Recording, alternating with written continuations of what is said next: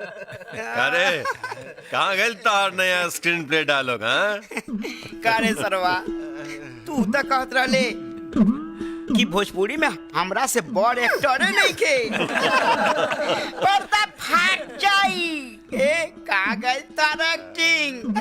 पर्दा तो न पाटल भैया, बाकी सरवा के कपड़ा फाट गए। इतना पढ़ लिख के हम वकील बननी, तब जाके आइडिया देवे के लोगन से पैसा लेवे नी।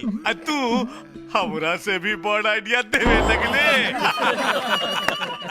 अब हमरा पता लागल बाटे कि आइडिया देवे वाला के एक्टिंग ना करे के चाहिए और एक्टिंग करे वाला के आइडिया ना देवे के चाहिए। तो हलवा जी महाराज, हाँ जी। अब आगे हमारा प्रेम कहानी के नया स्क्रीन प्ले का हुई।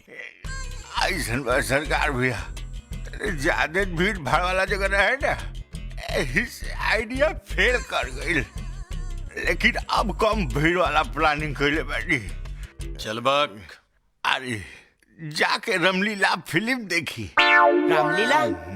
बाकी भैया वहाँ तो हाउसफुल चला था। अरे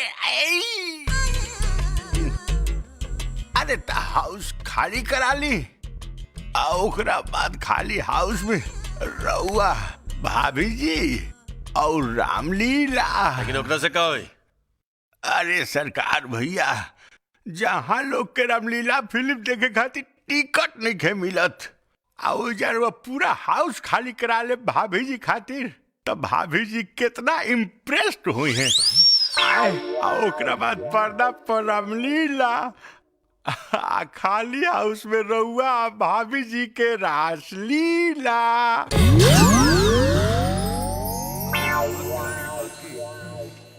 हमारे पास धनखोर जितनी शायद दौलत नहीं है, ताकत नहीं है, लेकिन धनखोर को मिटाने का दम हम रखते हैं। किरण, ये हमारा गुरूर है और ये लगता कि बोर हो रहल बाड़ू का?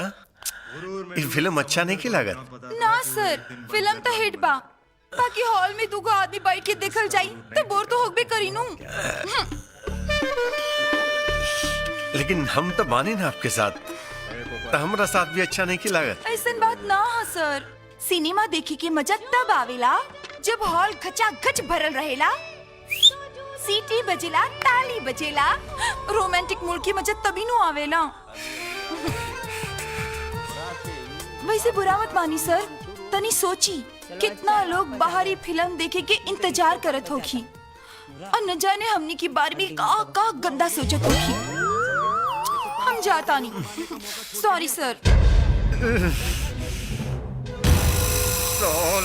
हलवा